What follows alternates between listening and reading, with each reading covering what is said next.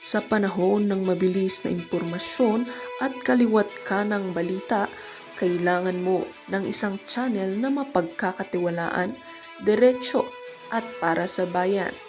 Ito ang Balitang Pambansa, ang iyong bagong tahanan ng mainit na issue, tunay na impormasyon at mga balitang hindi mo dapat palampasin. Mula sa mga trending na kaganapan sa social media hanggang sa mga seryosong isyong pambansa. Bantay kami sa bawat sulok ng bansa para sa iyo. Hindi lang basta chismis, kundi validated news, mga impormasyon na may batayan at mga kwento ng tunay na buhay Pilipino. At kung gusto mong laging nauuna sa kaalaman, huwag kalimutang mag-like, mag-share at higit sa lahat, mag-subscribe. Dahil sa Balitang Pambansa, balita mo, boses mo, bayan natin ito.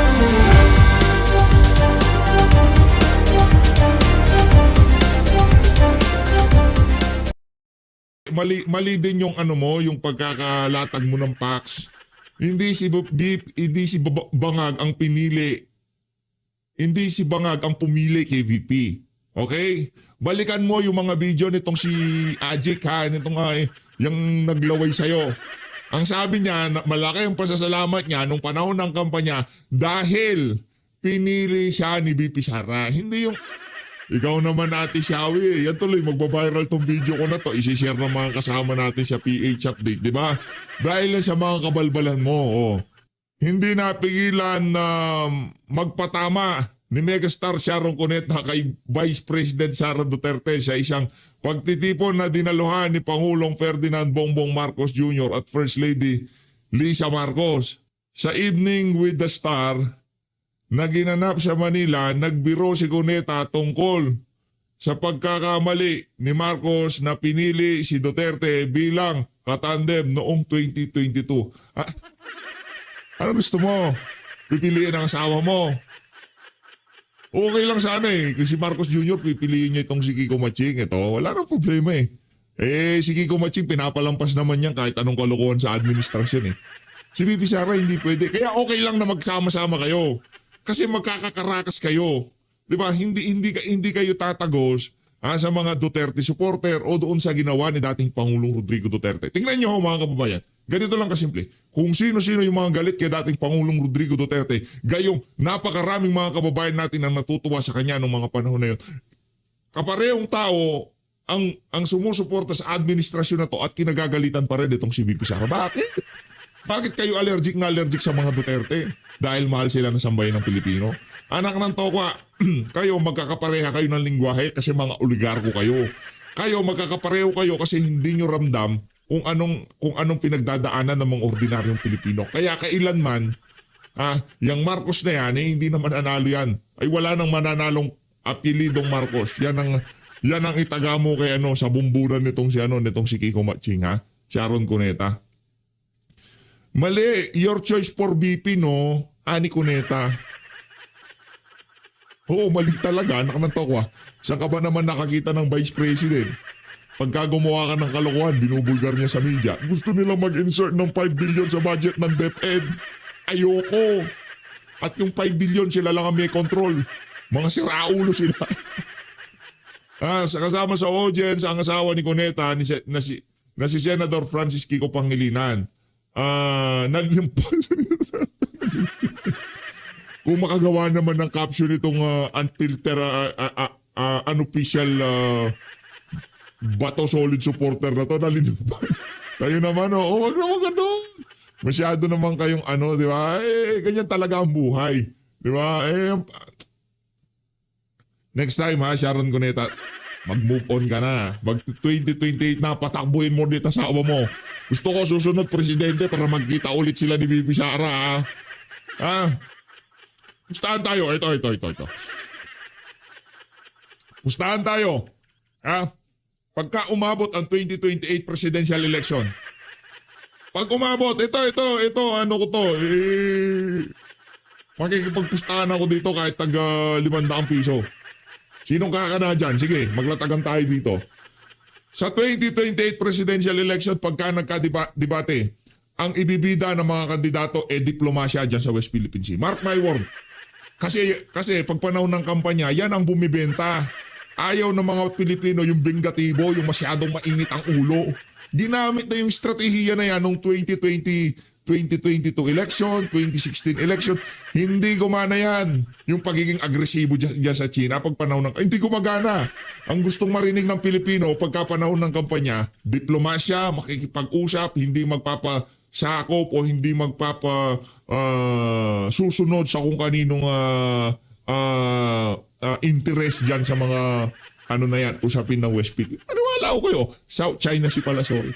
Wala pa pala sa talaan ng mga mapa yung West Philippines Sea na yan, kaya linuloko ho talaga tayo sa itong administrasyon na to.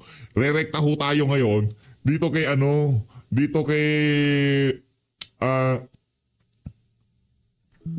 Attorney Ferdito Pasio. Meron pa sana tayong papasadaan pero next video na lang yun. Susulitin ho natin itong si Megastar. Itong si Megastar Sharon Cuneta. Itabi ko lang dito si Megastar. Gusto ko nakikita tong si Attorney Yasesio Topacio. Attorney Topacio! So, kung sa ibang bansa yan, general ka, ininsulto mo yung head of state ng isang bansa na kayo ay may diplomatic relations. Ayun. Kagagalitan ka dahil hindi mo lugar na mga insulto. Ayun. Ang Coast Guard ay nagbabantay doon sa exclusive economic zone. Yun ang trabaho mo. Wala kang pakialam sa foreign policy. Wala kang pakialam sa foreign affairs. Ang nagko-conduct niyan ay presidente through the Department of Foreign Affairs. Pero halatang halata naman, inutusan to si Tariela. Si Tariela tuwan-tuwa yan pagka may publicity siya. Publicity hound papansin Tuwan-tuwa siya pag pinag-uusapan siya. Opo. Parang lumalaki yung ilong niya pagka pinag-uusapan siya. ang bira to si... Ang bira to si Attorney Ferdito. Seryoso naman ako kita mo. Ang ilong-ilong. Bakit? Wala ba siyang ilong? Wala naman tayo may ilong. Oo. Sige na nga, sir. Hindi nga malaman kung Ilocano siya Di ba? Kung taga-Sarat o Ilonggo. Ilongot. Di ba? Di ba meron pa yung tribo yung Ilongot? Alam mo yun? Wakaranay. Di ba? Meron Ilongot. Ano po yun? Ano po Parang yung ilongot? tried yun, di ba? Mga Ilongot. Meron i-google mo. Di malaman kung taga-Sarat, Ilocos Norte, Ilonggo, o Ilongot. Sinesearch natin yan. Google lang. Wala naman ako sa seryoso. Sir, talaga. Inaalam lamang naman natin kung taga-saan siya Sige na nga. Sarat na lang masikat yun. Taga doon ng nanay ni Marcos, di ba? Si Doña Josefa. Sarat Taga-Sarat. na. Magandang lugar Kung sa ibang bansa yung kinagalitan yun, dito hindi kinagalitan. Bakit? Kasi gusto nila na ma-provoke ang China. Bakit? Dahil ayon sa survey, for some reason, galit ang mga tao sa China. Eto ang style ng propaganda. Para malaman natin, para malaman ng marami. Although alam naman ng marami yan at wala namang naloloko. Opo. Kapag galit sa'yo ang isang tao, ilihis mo yung usapin sa another person or another group na galit din yung taong bayan. Ayun. Di ba? Galit sila Opo. kay Romualdez. Galit sila kay Marcos.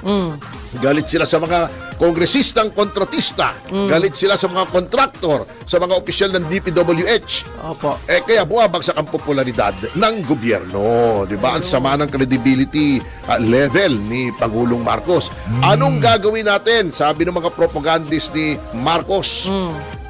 Galitin natin ang tao, ilihis natin yung galit sa ibang grupo, ibang tao, ibang bansa. China. Laging strawman ang China. Yung strawman sa argumentation, yun yung parang diversion. Strawman, beating up a strawman ang tawag dyan sa argumentation and debate. Yun ang gagawin mong topic para malihis ang real topic. Maraming galit sa China kasi lagi natin sinasabi, binubuli tayo. Totoo naman. Ilihis natin sa China, Ariela attack.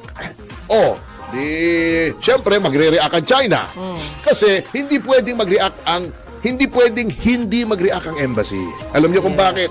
Hindi dahil mayayabang ang mga Chinese. Ito hindi ko didepensa. I'm just stating a fact.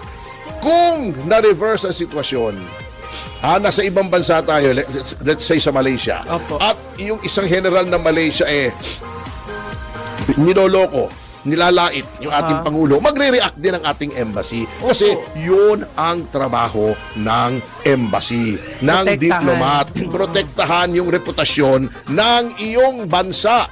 Kaya sila nandito. Aalma talaga at aalma kahit sinong diplomat under the same set of circumstances ay aalma. Tama. Kaya ito hindi. And then, sige, attack Tariela. Nagalit ang China. Risa, Kiko, Erwin, attack sa Senado. Kampihan nyo si Tariela. Di ba? Ang problema, hindi naman pinag-aralan. Ayun. Yung diplomacy, yung sitwasyon, yung arbitral ruling, lalo na si Kiko. Si Kiko kasi talaga naman, ito, real talk. Opo. Kung hindi na pangasawa niyan si Sharon, hindi naman mananalo yun. Hindi nga nananalong konsehal yan sa Quezon City. Di ba? Imagine ang mga tirada nito. Abogado ito Kung gusto daw ng Supreme Court na hindi na ipatupad yung ruling nila doon sa impeachment. Yung last year, di ba? Opo. September ba yun? Opo. Sabi niya, sana nag-issue daw ng writ of injunction ang Korte Suprema. Sabi niya. Anak ng Teting naman, Panyerong Kiko, nandoon na nga sa desisyon. This decision is immediately executory. Bakit kailangan pa ng injunction? Alam niyo talaga nung narinig ko yun, tanda ko, hindi ko makalimutan, na-traumatize ako Bakit po? kasi wala akong alam na abogadong ganong kahina ang comprehension ng role ng injunction Ala, Immediately executory na nga, bakit mag-injunction? yung injunction para saan ho ba yun? Para pigilin ng isang, na gawin mo ang isang bagay. Yun. Executory na nga. Ano ba yung judgment na executory? Gawin na kaagad. Unconstitutional. Yes. Yung impeachment kay Sara. Kung unconstitutional yon, paano mo bibigyan ng Justice. due course, Due course, sa oo. Senado? Wala na. Anak ng Teting na buhay to. Hindi na pwede pala. Di na balljack tuloy siya ni Alan Peter. Hindi naman pala niya alam yung pinag-uusapan, di ba? Aray ko. Hindi niya nga, di ba tinatanong siya, sinong pinakamaraming artificial installations sa South China Sea? Sabi niya, Vietnam daw. Sabi ni Alan Peter nung nag-interpellation sila, mali po. Malaysia. Without knowing. Ngiti-ngiti siya. Unang-una, halata na hindi niya alam ang pinagsasabi niya. Kasi bago siya sumagot, binubulungan siya. Hindi naman niya tinatago. Noong resource person nila na galing sa DFA o DND ba yun? Yung nakamaskara. Nakasama pa. Oo. Binubulungan siya. Hindi niya alam. Hindi niya pinag-aralan. So yun po ang nangyari doon. Si Risa, ni-interpellate na Marcoleta, puro motherhood statements ang sinasabi. Haba-haba ng sagot. Wala namang kinalaman doon sa tinatanong ni Marcoleta. Puro sa ating kababayan, protektahan ng kababayan, pagmamahal sa bayan. Yung mga ganon, yan ang sinasabi ng mga taong walang masabing partikular. Ang tawag doon ay motherhood statements. Puro BS yun. In other words, BS. Bini-BS tayo ni Risa. Si Erwin naman, get the F out! Kung hindi nyo kaya yung freedom of expression dito, hindi na naman niya naintindihan yung freedom of expression, hindi na naman niya naintindihan yung protocols, yung convention ng diplomacy. Yun po talaga, you just do not tell a diplomat to get out. Nga naman. Bihira naman, hindi mo papel yan yan. Persona non grata. Yung mga buti hindi natuloy, di ba? Tira sila ng tira sa mga Chinese, kinatigan nila sa Tariela, di persona non grata lahat ng opisyal ng Kalayaan Island Group. Paktay. Karapatan nila yon. Wala kang magagawa, sabihin natin. Eto, rekta na pala tayo dito kay Atty. Salvador Panelo. Ngayong umaga ay ibinasura na nga ng Kamara ang dalawang impeachment complaint laban kay Pangulong Ferdinand Marcos Jr. matapos pagtibayin ng plenaryo ang desisyon nito na sa botong 284-84 Dahil dito, bawal mag-ain ng panibagong impeachment complaint laban sa Pangulo sa loob ng 1 taon. Ayon sa Justice Committee, sapat sa forma ngunit kulang ang substance ng mga reklamo. Pinuri ng mga kaalyado ng administrasyon ang desisyon habang mariing tinutulan ito ng oposisyon at nagsabing pinutol ang proseso bago masuri ang mga paratang. Sinabi naman ng Malacanang na ikinatuwa ito ni Pangulong Marcos Jr. ang naging pasya at magpapatuloy daw siya sa pagtutok sa mga programang pang-ekonomiya. Well, as expected, Attorney Sal, pumunta nga ito sa plenaryo at nagbotohan. Kaya sa tingin niyo po, Attorney Sal, tama talaga ang naging desisyon ng Kamara na ibasura yung impeachment complaint nila? Naman, tanong mo yan. Alam naman natin yan, noon pa natin sinasabi, napupusta tayo, walang mangyayari dyan. Predictable lahat ang ginagawa ng mga nandyan sa Kongreso. Basta laban kay Presidente Marcos Jr., para mga tupa yan, kung anong sabihin ng puno nila, sunuran sila lahat. Ganyan talaga yan. Muro-muro nga drama. Puro theatrics. Ayan. At dahil dyan, para tuloy siyang nabakunahan na meron siyang immunity from parang hindi na pwedeng magreklamo, maghain ng impeachment ng 1 taon dahil doon.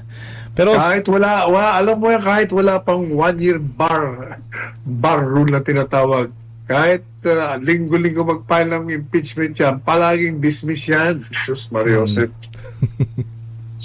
ayan, Attorney Sal, naging entertainment na sila sa paningin ng mga taong alam naman ng totoo nang nangyayari. Sa panig naman ng AFP, Attorney Sal, muling nanindigan ang Armed Forces of the Philippines na mananatili silang non-partisan na tapat sa konstitusyon. Ito ang kasunod ng mga tanong kung paano kikilos ang militar kung sakaling magkaroon ng civil unrest o malawakang kaguluhan kaugnay ng impeachment laban kay Vice President Sara Duterte. Narito ang balita ni Almar Forzuelo. Let me be clear, no? The armed forces will be performing its mandate, and we will remain Mandate na nabaka na. Sir, anong mandate pa? Makakatakbo ka pa ba? Magagawa mo pa ba? De, joke lang. Ayun naman. Mas mataas naman ang paningin natin dyan sa mga taga-AFP kaysa sa mga taga-PNP. Mga taga-PNP karamihan talaga dyan basura. Dito naman sa AFP, ilan dyan mga basura. Lalo na yung mga higher ops. Yung mga nasa taas. Yung mga nakakamiting ni Martin Romualdez. Yan. Malamang sa malamang. Karamihan sa mga yan, puro basura na. partisans, for we are a professional and disciplined organization. Ito ang binigyang diin ng Armed Forces of the Philippines o AFP kaugnay sa impeachment complaint na inihain laban kay Vice President Sara Duterte. Nagugat ang naturang pahayag ng AFP matapos ang mga balita na magkakaroon umano ng civil unrest o kaguluhan na magbumula sa grupo ng ikalawang Pangulo sakaling tuluyang mapatalsik ito sa pwesto. Si Sampulong Balit. Ayan po, Attorney Sal. Ano po ang may dadagdag nyo na komento sa balitang iyan? Well, my message to the AFP, stop talking, just do your job. Puro kayo salita. Alam po ninyo, makikita yung pagpapahalaga ninyo, ang pagsunod nyo sa mga sinumpa nyo sa pamamagitan ng gawa, hindi sa salita. Puro kasi Show dagdag us si mga taga-AFP. that you're indeed the protector of the people. Gawin nyo na lang ang trabaho nyo. Ayan. Ayan, maraming salamat po, Attorney Sal. Samantala, si Vice President Sara Duterte, Attorney Sal, hindi na daw siya nakikipag-usap sa mga kaalyadong senador matapos ang tangkang pagpapatalsik kay Senate President Tito Soto III. Ayon sa kanya, napansin niyang ang sino mang makipag-ugnayan o tumulong sa kanya ay umano'y nahaharap sa panggigipit ng administrasyon. Itinanggi din ni VP Sara na may kinalaman siya sa usapin ng term sharing sa Senado at nanatiling tahimik kung may kaugnayan ang senatorial ouster move sa mga impeachment case laban sa kanya. Sa ngayon, 3 impeachment complaint na yung inihain or isinampa against her, Attorney Sal, kabilang yung pinakahuli na may kaugnayan sa umano'y hindi na-liquidate na 612.5 million pesos na confidential funds. What is your reaction on this, Attorney Sal? Tama ba na hindi mo na makikipag-usap si VP Sara sa mga kaalyado niyang senador? Well, magipag-usap man siya o hindi, basta yung mga senador, kontra kay Presidente Marcos Jr., alam na natin anong nangyayari sa kanila. Yun naman, that's the long and short of it. Yan naman obvious na obvious. Ganyan Siya talaga obvious yan. yun. Basta ikaw Duterte, kontra, kontra na sila sa'yo. Kahit na ikaw ay hindi maka-Duterte, pag kinokontra mo ang administrasyon, mga galaw nila, ayaw din nila sa'yo. Yun yun. So nadadamay na din yung iba na kahit hindi pa niya kaalyado si VP Sara. Hindi siya nadadamay. Kung hindi, basta hindi kakampi sa administrasyon, kalaban ka nila. Ayan. Pero yung sa panig naman ng mga kaliwa, Attorney Sal, tila naman hindi sila parang ewan ko kung part ba ng script nila yon. Parang hindi naman sila binabatikos or binabalikan ng administrasyon. Moro-moro nga, kasi nga, hindi ba mulat sa puli, nagkaroon na ng implied cooperation or conspiracy between the two. Yung dalawang yan, nagkakutsabahan na mulat sa pulpa nung magsimula yung paninira nila kay Inday Sara tungkol sa confidential funds. Ang napunta kay Pastor Kibuloy, ang napunta kay Presidente Duterte. Kaya yun ang kitang-kita ng tao. Ayan. Yan, maraming salamat po Attorney Sal. Sa iba namang issue pero kaugnay pa rin sa Senado dahil ang mariing tinanggihan at kinondenan ng Chinese Embassy ang Senate resolution na tumutuligsa sa pahayag ng mga Chinese diplomat hinggil sa West Philippine Sea at sa paglabag umano sa diplomatic protocol. Tinawag na embahada ang resolusyon bilang isang political stunt at inakusahan ng ilang senador ng pananakot at paninindak. Bilang tugon, sinabi ni Senate President Tito Soto na ang mga Chinese diplomat ang walang galang at iginiit na hindi magpapatahimik ang Senado. Idiniin niya na ang resolusyon ay pagtatanggol lang daw sa soberanya aniya ng bansa at pagpapakita ng paninindigan ng Pilipinas sa usapin ng West Philippine Sea. Sa ganitong palitan ng pahayag, Attorney Sal, tama ba na matigas na or tama ba ang matigas na tindig ng Senado laban sa China o mas makakabuti na rin or makakabuti pa rin yung diplomatic talks or mahinahong kikipag-usap na lang sana or hindi na lang para ma-aggravate yung sitwasyon? Yung mga senador na yan na nagsulong ang resolution na yan, nagpapalapad lang ng papel yan. Yan. Kumbaga, magandang publicidad para sa kanila. Parang lalabas na, Pilipino, anti-Chinese. Makabayan no? Dating Kailangan talaga, ang pagkikipag-usap mo dyan sa mga dayuhan, meron tayong sinusunod na international protocol, which is diplomacy. Ang pag-uusap ng mahinahon, hindi na dadala yan sa mga may init na mga pahayag. Hindi madadala yan sa pang-iinsulto o galit.